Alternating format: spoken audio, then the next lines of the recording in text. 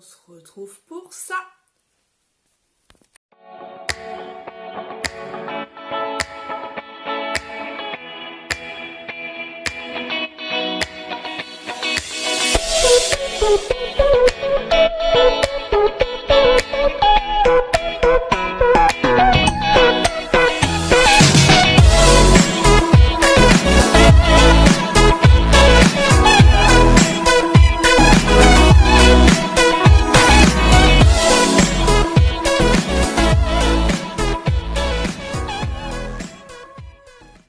Bienvenue sur ma chaîne. Aujourd'hui on se retrouve pour viens boire un café avec moi, du blabla et du blabla et du blabla. Alors comment s'est passée votre semaine? Je m'installe. Je vais souffler, je viens d'aller faire quelques petites courses et je viens d'aller chercher mon billet de train. À l'heure où je vous parle, je serai dans le train pour au moins 7 heures de train, facile, pour aller voir ma petite soeur et ma petite nièce. Je suis vraiment trop contente, trop excitée, on va dire. Voilà, génial. Alors d'une part, de prendre le train, pour moi, c'est, on va dire, une première, sans être une première, parce que je l'ai pris quand je suis allée, pour aller à New York, en fait. On avait, avec un petit copain de l'époque, mon oncle habite là-bas, et on s'est rendu là-bas, donc j'avais pris le train, mais je m'en souviens plus, et ça fait au moins 18 ans maintenant, donc je me souviens plus du tout, et puis j'étais pas toute seule. Que là, je suis toute seule. Donc, oui, j'appréhende. Pourquoi j'appréhende? Parce que vous savez que je suis agoraphobe. Alors, bien sûr, cette pathologie, c'est une pathologie, je trouve qu'on n'évoque pas assez. C'est une pathologie qui est très handicapante. Vous allez me dire qu'est-ce que c'est? En fait, l'agoraphobie, elle se présente déjà avec 11 symptômes. Et moi, j'ai déclenché cette maladie que je ne connaissais pas, en fait, pour vous en parler au départ. Après, je reviendrai à mon départ. Au tout départ, quand j'ai perdu mon ex-compagnon qui s'est suicidé, j'avais des tremblements, j'avais des sueurs, j'avais des diarrhées, j'avais mal au ventre, j'avais envie de vomir, j'avais l'impression que j'allais faire des malaises, je me sentais pas bien dans tous les endroits où j'allais, même dans ma voiture, enfin je supportais pas les gens, enfin la foule, des choses que je ne connaissais pas et en fait j'avais les 11 symptômes, la mâchoire qui se crispait, enfin plein de choses comme ça. Donc, bien évidemment, j'ai dû faire une thérapie par rapport à ce qui m'était arrivé, donc au deuil. Et le psychiatre de l'époque qui me suivait m'a diagnostiqué donc agoraphobe. Donc, il y a beaucoup de chemin parcouru. Donc, ça fait aussi 18 ans. Beaucoup de chemin parcouru dans le sens où j'ai pu être aidée grâce à la sophrologie, c'est ce que je vous ai déjà expliqué dans d'autres vidéos, mais pour celles qui prennent ma chaîne en cours, il y a des choses que vous savez peut-être pas et que vous avez peut-être pas envie de vous retaper toutes les vidéos, ce que je peux comprendre. J'ai pu être aidée justement par la sophrologie et en fait je dois me répéter la même phrase, ça va aller, tu n'en meurs pas. On peut pas mourir de ça, mais simplement c'est vraiment des grosses crises d'angoisse. Et peu de gens nous comprennent. Alors moi, ces crises d'angoisse vont se traduire par les jambes flageolantes, mal au ventre, des bouffées de chaleur, comme si j'allais faire un malaise. Et là, j'ai un peu la tête qui tourne, sur un terrain vague, on va dire, il faut que je me ressaisisse. Donc c'est pour ça que je vous ai déjà expliqué, j'avais des mentos dans ma poche de mon travail. C'est pas pour les gober, les manger, c'est simplement, j'ai quelque chose à laquelle je me raccroche et je sais que si à un moment donné ça va pas, par exemple, je vais marcher dans le couloir de l'hôpital, c'est un espace pour moi qui est grand et en fait, ça me tourne la tête, je supporte pas quoi. Mon frère, il m'a appelé entre temps. Oui, donc voilà, j'étais en train de vous dire qu'au niveau des grands espaces, je supporte pas. Quand je suis dans une salle de soins avec l'enfant, ma collègue qu'on doit faire le soin, qui a des parents, je fixe la vitre, je cherche toujours un point de repère et pour me sentir mieux, voilà. Donc c'est une pathologie qui est, quand on la vit, qui est franchement handicapante, qui est très difficile à comprendre tant qu'on n'y est pas passé. Et c'est franchement pas drôle. Donc là, le fait de prendre le train toute seule, déjà, voilà. Tu vas dans des endroits que tu connais pas. Je crois, c'est 1h22 d'attente. Donc à une gare. Et puis, voilà, ça va être quand même fatigant. Enfin, je pense, tout ça, fatigant dans le sens psychologiquement, moi, de me concentrer, de faire en sorte que j'aille bien, quoi. Voilà, c'est pas évident. Du coup, je sais même plus ce que je vous disais au départ, que c'est comme d'habitude, hein. Donc, j'ai pris mes billets de train, je suis allée faire, oui, je vous disais que j'étais essoufflée, je suis allée faire quelques petites courses parce que quoi manger dans le train quand on fait un rééquilibrage alimentaire, ce n'est pas facile. Donc, ce qui est très bien avec l'application de Weight Watcher, en fait, il y a des recettes. Et j'ai posté un petit com sur les groupes Facebook de Weight Watcher où vraiment, il y a une bonne ambiance, une bonne entente, les gens sont bienveillants. Et là on m'a dit bah tu peux faire des salades composées, tu peux faire des wraps. Alors ça je me dis pourquoi pas, des wraps au poulet, émincé de poulet. Donc je vais essayer en fait de faire ça. Et puis voilà. Alors je voudrais revenir justement sur Weight Watcher. Vous avez été nombreuses à me dire est-ce que tu trouves bien, est-ce que ceci, est-ce que cela, enfin plein de questions. Donc je vous ferai une vidéo, mais je vous répète que c'est ma propre expérience, hein, c'est propre à chacun. Du coup, des fois on me pose des questions et c'est pas que ça m'ennuie, c'est pas ça, mais déjà j'en parle dans les lundis, viens boire un café avec moi, et du coup je sais qu'on me suit, il y en a, je reconnais des abonnés qui me suivent sur Snap, qui me suivent sur viens boire un café avec moi, et déjà lundi dernier vous avez eu déjà des petites infos. Et en même temps, cette méthode, moi, me correspond, mais elle ne peut ne pas correspondre à quelqu'un. Donc je vous ai dit, je le ferai, mon expérience, je vous parlerai dans ma vidéo, je vous montrerai des produits que je prends, les produits que j'ai pris sur la boutique de Weight Watcher. Voilà, donc là j'ai une satisfaction parce que je suis, comment dire, je suis contente de me reprendre en main, de ne pas me laisser aller, et puis de faire du sport. Et je me rends compte que effectivement il n'y a pas de fumée sans feu, il n'y a pas de secret. Si tu ne fais pas de sport, tu peux perdre. Mais ton corps, il n'est pas... voilà. Et en même temps, tu n'as pas non plus la même énergie sans faire de sport. Je me rends quand même bien compte. J'ai pu aussi me rendre compte que là, 15 jours, j'ai quand même perdu 2,5 kg sans me restreindre, simplement en modifiant énormément de choses dans mon alimentation, ce que je vous disais lundi dernier. Donc je ne vais pas le développer ici. Je vais faire une vidéo... le thème vraiment particulier de Weight Watcher et mon expérience. Mais pour celles qui souhaitent commencer Weight Watcher, je sais qu'il y en a quelques-unes d'entre vous qui l'avaient déjà essayé et le sachant que je le reprends vont le reprendre. Faites-le. Moi j'ai besoin d'un cadre, j'ai besoin de quelque chose. Je connais certaines personnes qui font elles-mêmes les choses sans avoir de support. Moi j'ai besoin d'un support, mais c'est moi. Donc pour vous en parler, il y aura cette vidéo-là où je vous parlerai de le nouveau programme en fait de Weight Watcher qui existe, qui s'appelle Liberté, je crois. Voilà. Donc je clôt le chapitre. Cette semaine, comment elle s'est passée? Elle s'est passée où la motivation, déjà de pas aller au boulot, j'avais pas envie, il y a des jours comme ça. Et franchement, je sais pas vous, mais moi, je ne supporte plus ce temps. J'en ai ras le pompon, ras la casquette. Et franchement, ça me gonfle, quoi. Quand tout tes volets le matin, tu vois la pluie, tu vois le temps il est gris, dès qu'il y a un peu de soleil, bah ce matin, moi c'était éclairci, il y avait un peu de soleil, bing, le temps couvert il est arrivé. Mais je me dis, mais le vrai hiver, on va l'avoir quand cette année? On ne l'a pas eu, on a eu, enfin par chez moi, le mois de novembre, mais on n'a rien eu du tout. Quand je me suis dit le mois de novembre, comment il commence, je me suis dit, cool, le mois de décembre, il va être bien froid, bien sec, ben tiens, comme dirait l'autre, dans le cululu. Donc c'est pas du tout ça, du tout. Mais là, franchement, non, c'est usant. Et puis, on a froid, mais on n'a pas froid. On a froid, c'est le froid d'humidité qui nous passe partout. Et c'est vraiment pénible, quoi. Ah là là, sinon, bah, rien d'extraordinaire. J'ai pu, cette semaine, en fait, j'ai travaillé dans mon service. Je n'ai pas du tout travaillé au niveau de mon syndicat, quoique je m'en tirais, parce que en fait je travaille chez moi. Donc je travaille oui, énormément chez moi, du coup pour faire avancer des petites choses.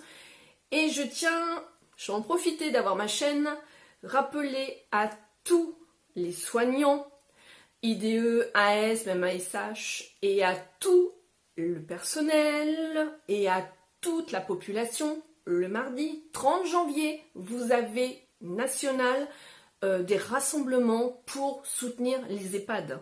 Les EHPAD, maintenant on ne dit plus maison de retraite, on dit une EHPAD. Les conditions de travail des agents et les conditions dans lesquelles les patients, les personnes âgées sont en fait actuellement dans les EHPAD. Donc il faut vraiment aller soutenir, sortir de chez vous, parce que ça peut très bien vous arriver d'avoir un placement d'un de vos grands-parents ou parents, tout dépend l'âge, et qu'il reçoit une douche tous les 15 jours et je suis gentille, qu'on s'occupe de lui, allez on va dire 5 minutes et je suis gentille, qu'on lui change, pour les personnes âgées qui ont une protection, et je suis gentille autour de change, plus moyen, plus personnel, plus rien, et à un moment donné c'est bon quoi.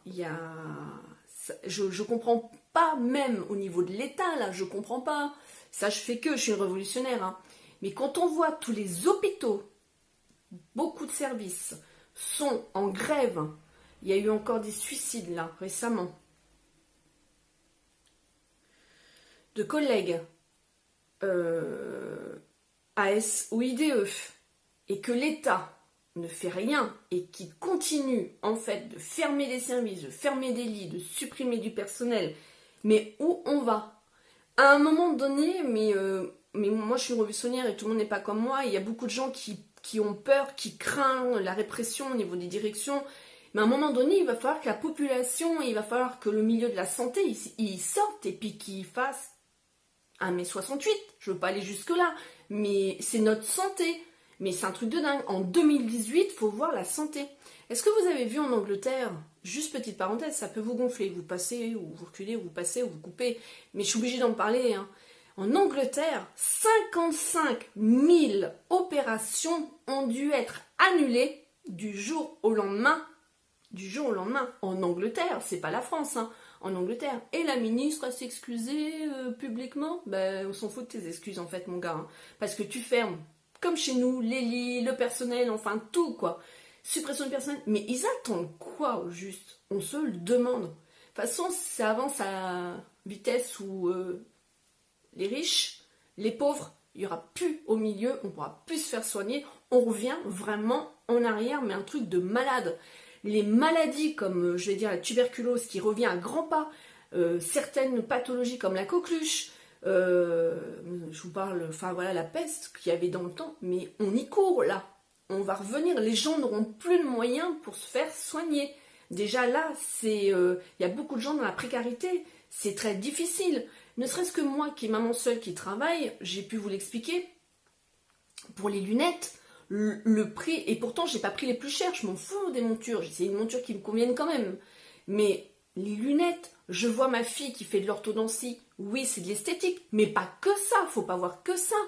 Moi, ce qui lui entraîne une déformation de la mâchoire, où elle peine à respirer, ou son élocution quand elle parle, enfin, les dents, ça emmène plein de choses. C'est reconnu au niveau des athlétismes dans leur performance. Il y en a beaucoup qui refont de l'orthodontie, parce que les dents, justement, ça amène plein de cochonneries, plein de pathologies. Mais c'est un truc de malade. Et je sais pas ce que l'État, ils s'attendent. Je comprends pas. J'arrive pas à comprendre. Là, ils voient bien que ça va mal dans partout.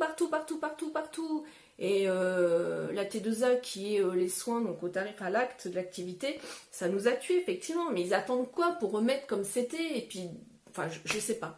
Mais qui ferment les écoles d'infirmières et d'aides-soignantes en même temps, parce qu'ils embauchent plus, ils veulent même plus, donc ça sert à quoi? Et puis celles qui sont déjà en poste, elles sont en burn-out, et ça va même jusqu'au suicide. Même des médecins aussi. On est en pénurie de médecins. Pourquoi? Les urgences, ils sont inondés de personnes. C'est simple. Il n'y a plus de médecins. Par chez moi, il n'y a plus de médecin traitant. Moi, j'en ai plus, ça y est, j'ai plus de médecin traitant. Donc pour se faire soigner, c'est la merde, franchement, en étant poli. Et je trouve que c'est vraiment une honte avec toutes les technologies qu'on a acquis et que c'est pas terminé. Voilà. Mais en même temps, je me dis, on n'a plus de médecin, mais j'aimerais bien se voir au niveau de la fac de médecine et tout. D'antan, c'est vrai que le fils à papa, le fils du médecin, allait, faisait le médecin, le fils, machin, comme les avocats, comme ceci, comme cela. Là, maintenant, il y a très peu on va dire, de personnes, de jeunes qui veulent faire médecin. Ça dégoûte en même temps. Voilà.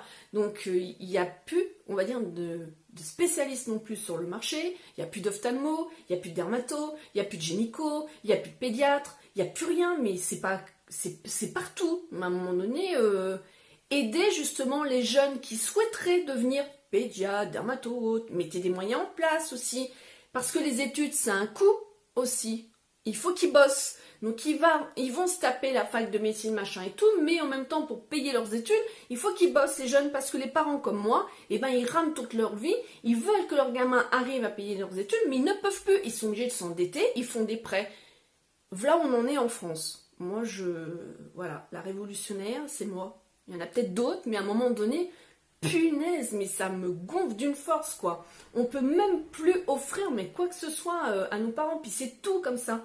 Un truc qui n'a rien à voir. Là, j'ai halluciné. On a, comment on appelle ça, un style de CE dans notre hôpital. Et on prend une carte qui nous donne des réductions à des places de cirque, des places de cinéma, patati, patata. Et là, on me dit, ah, la place de cinéma, elle augmente. Ok. Quand tu vois que, ne serait-ce que à deux, tu prends une place de cinéma, allez, t'en as pas loin de 10 euros, tu vas au cinéma, c'est pour aussi un moment de détente, donc tu prends des pop-corn, tu prends une boisson. Voilà la sortie, combien ça te vaut. Non mais combien que ça coûte, combien ça te vaut, c'est vachement français, ça c'est bien riche. Mais c'est un délire. Alors les familles qui ont 2 enfants, 2 parents, 2 enfants, pour aller au cinéma, ça devient un luxe. Là je vois aussi dans mes courses, pour manger correctement, là j'ai racheté des légumes et des fruits, j'y vais quand même régulièrement, mais ça a un coût. 25 euros, on va dire, par semaine. Que de fruits et de légumes. Tu manges ça midi et soir. Et dans ta journée, des fruits aussi. Il y a des gens qui peuvent pas. Mais même moi, la première, je veux dire que je dépasse mon budget alimentaire. C'est un truc de dingue. Franchement. Enfin, moi, il y a énormément de choses qui me... Qu'est-ce qu'on peut y faire, on va dire? Rien. Quand il y a des grèves, les gens ils veulent pas perdre leur journée, ce que je peux comprendre. Quand il y a des grèves qu'on dit allez, il faut sortir et tout, non, ça se bouge pas parce que les gens ils disent ça fera rien. Ouais, mais bon, nos grands-parents, nous, ils ont bougé et comme je vous expliquais, mai 68 ou autre, tout ce qu'on a acquis, c'est avec les syndicats, les salariés, de tout quoi. Les congés payés, c'est eux qui nous ont attribué nos 3 semaines qu'on a maintenant, qu'on peut bénéficier. Du coup, nous, notre génération, là, on laisse faire et on dit, oui, ça bouge pas, tout le monde gueule dans son coin, mais en fait, tous ensemble, il n'y a personne. Si, là où il y a du monde, c'est quand malheureusement, il y a des attentats et qu'on fait des marches et qu'il y a énormément de monde. Là, effectivement, ça serait bien si, lors des grèves, le monde qu'il y a, les 7 millions qui sortent pour les attentats, les 7 millions sortent pour défendre nos droits de tous les jours. La santé, les retraites, l'éducation nationale, voilà. C'était mon moment coup de gueule, on va dire, la révolutionnaire. Non mais, il n'y a pas que moi qui pense ça, je veux dire, tout le monde autour de moi pense ça. Mais à un moment donné, je sais pas ce que ça fera, et moi toute seule, je peux pas, pas possible quoi, c'est impossible. Donc j'essaye déjà de motiver le personnel à nous suivre et autres, donc bon, je vais pas aller mobiliser... Ah, je vous dis. Sinon, cette semaine, il y avait Malili qui était avec moi. Ah, je l'ai senti qu'elle était avec moi. Ah là là là là là. Ah non, mais alors elle met la joie de vivre dans la maison. Mais c'est un clown. Et plus elle grandit, et elle a un discours, mais... il y a des fois, je me dis, mais t'es ma fille. Waouh. On doit être fiers de ses enfants. Moi, je suis fière de ma fille. Mais cette semaine, elle avait, on va dire, mangé du clown. Elle m'a fait trop délirer. Et là, elle est partie, ce week-end, elle était partie aussi chez ses grands-parents, mes parents, et du coup, ça lui fait du bien aussi, elle revient aux sources. Ça fait du bien de revenir aux sources, et moi, j'attends cette semaine avec impatience, vraiment, de voir ma soeur et puis ma petite nièce, et puis qu'on profite de ce petit moment-là. Ça va tellement passer vite, waouh, que bon... Sinon, cette semaine, j'ai été aussi sur le cul, on va dire. J'ai été, mais choquée. J'ai ma fille qui me dit maman, t'as vu ce qui se passe pour GRM Star? Et je lui ai dit oui Lily, j'ai vu ça hier. Je comprenais rien. Une collègue sait que ben, je l'appréciais mieux maintenant, je m'en cache pas, hein, je vous en ai parlé. Hein. J'avais acheté son livre, la bougie pour ma fille, j'ai fait une surprise, je suis allée à ses dédicaces. Mais je suis choquée, vraiment choquée. En fait,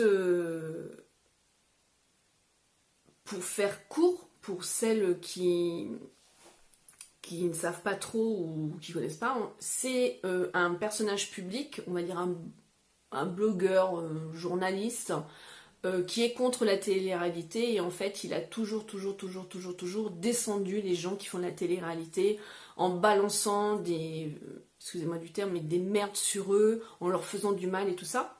Et là, ben, en fait, il fait aussi, ça s'appelle la baignoire, donc il interviewe chaque membre qui sort du jeu de la télé-réalité, donc les Anges, les Marseillais, Secret Story, et il les interviewe, voilà. Et il fait aussi des petits trucs, sur son blog, il fait des articles et tout. Et là, il était chez les Terriens, chez Thierry Ardisson. C'est une émission que je trouve plutôt, moi j'aime bien. On apprend quelques petites choses, l'actualité, enfin plein de choses. Et je le suivais sur Snap et je trouvais qu'il avait énormément changé, qu'il était moins vulgaire, moins, excusez-moi du terme, mais moins gamin con, quoi, en fait. Et je trouvais qu'il progressait dans le bon sens et qu'il inculquait des valeurs, il était contre le harcèlement scolaire, il le défendait, contre cette télé-réalité où il a fait découvrir, enfin, il a parlé du réseau de prostitution, des schoolgirls qu'il pouvait y avoir, enfin tout ça. Et je trouvais qu'il commençait à amener de bonnes valeurs et tout ça. Donc voilà. Et là, en fait, ce qui s'est passé, c'est qu'il a en fait suivi apparemment un autre blogueur ou youtubeur. Il lui aurait pris, sans lui demander à son initiative, des photos ou quelque chose, qu'il aurait remis lui en se faisant passer que c'était lui qui le faisait. Donc le blogueur, ça lui a pas plu, ce qui peut se comprendre parce qu'il ne l'a pas cité dans ses articles. Et le blogueur, par contre, là, je pense qu'il a quand même pas été cool. Mais bon, après, voilà, il a diffusé sur les réseaux on appelle ça une sextape, hein, de Jérém Star, donc pas très cool non plus, et ça a pris une proportion énorme. Et de là, on a découlé. Jérém Star, il a des amis, dont un ami qui s'appelle, il a surnommé Babybel, qui est homosexuel aussi comme Jérém Star. Et en fait, des gens, quand ils ont vu cette ampleur-là, ont été voir le premier blogueur en lui envoyant plein de choses obscènes et de pédophilie, en fait. L'ami de Jérém Star, qui a un certain âge, pas loin de 60 ans, je crois, abuserait justement de jeunes mineurs en leur offrant des téléphones et en leur disant que, en se servant du nom de Jérém Star, vous allez le voir, t'as dit, je suis le copain, et mon Dieu, ça a pris une proportion, mais horrible, franchement horrible.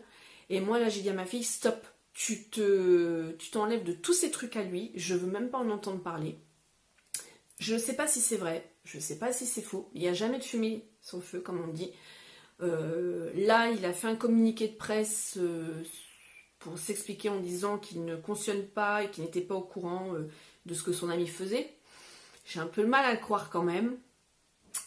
Parce qu'il y a eu d'autres choses qui ont été mises en ligne et le fameux blogueur, il a été en ligne sur Fun Radio, ça vous pouvez le retrouver sur YouTube. Hein, et Fun Radio explique et dit bien que le fameux Babybel, à l'époque, a travaillé à Fun Radio, mais eux ils sont pas au courant, ça fait des années, ils n'ont rien à voir, ils ont déjà clarifié le sujet, et qui donnerait aussi la parole à Jérém Star s'il souhaite parler, parce qu'ils l'ont déjà invité, ça s'était très bien passé. Et du coup, ils ont donner la parole au premier blogueur qui a exprimé ce qui s'était passé. Et là, moi, j'étais, dans tous mes étapes. Et moi, la pédophilie, c'est quelque chose en plus que... Comment je vais vous dire ? Pour ayant subi des attouchements plus jeunes et d'autres personnes que je connais, je peux pas. Voilà. Donc, même sans vivre ça, je conçois pas. C'est pas possible. Donc là, j'ai dit à ma fille, je jette son livre, je jette la bougie. Elle me dit, le bijou, non, je ne veux pas, je peux pas. Voilà. Et là, je me dis, quelle proportion ça prend, mais c'est un truc de malade. Parce qu'en plus, il a énormément de jeunes filles qui le suivent, et de jeunes garçons, mais c'est... Moi, j'en suis... Enfin, ça m'a retourné. Vraiment, ça m'a retourné. J'ai pu voir après ce qui se passait un peu sur YouTube, parce que dans mon fil d'actualité, je voyais des personnes de la télé-réalité qui, en fait... comment dire, ne rigolait pas du mal qui lui arrivait, mais en fait, il lui disait, toi, tout ce que tu nous as foutu dans notre gueule pendant des années, que tu nous as rabaissé, maintenant c'est à ton tour. Ce que tu nous as fait bouffer, maintenant tu le bouffes autrement. Enfin, c'est très difficile, c'est très... Waouh, donc ça m'a fait... ouais, vraiment, ça m'a fait chier. Et puis, j'ai dit à ma fille, stop, quoi. Donc voilà, pour ouais, cette semaine-là... l'actualité, je regarde plus les infos, mais ça, oui, je l'ai vu. Et puis j'ai des collègues de boulot qui le suivaient aussi, des petites jeunes infirmières, et qui m'ont suivi quand je suis allée le voir à la ville, là, et que je vous ai parlé, je vous ai montré sur Snap et tout, et qui m'ont dit, t'as vu ce qui se passe? Et c'est un truc, c'est un truc de dingue, quoi. Surtout qu'il est médiatisé, donc en plus, ben voilà, quoi. Mais bon, il y en a tellement, combien qu'il y en a des cas comme ça, c'est... Voilà. Bon, sinon rien de spécial. Donc là je voudrais vous préparer donc la vidéo de Weight Watcher. Je sais pas quand est-ce que je vais vous la faire. Je vais essayer de vous la faire au plus vite pour celles qui souhaitent commencer. En tout cas vraiment je vous invite, si vous êtes comment dire pas motivé, si vous souhaitez qu'on se motive ensemble, parce que moi j'y suis là vraiment, et puis j'ai perdu et j'ai moins mal à mon genou, et bien il n'y a aucun problème. Dites-le moi aussi dans vos commentaires si vous souhaitez que je fasse une vidéo régulière, peut-être une par mois, voire deux par mois, pour vous dire en fait ce qu'il en est. Déjà, je vais vous faire une vidéo de présentation. Il n'y a aucun souci. Déjà, vous avez été nombreuses à me demander plein d'informations.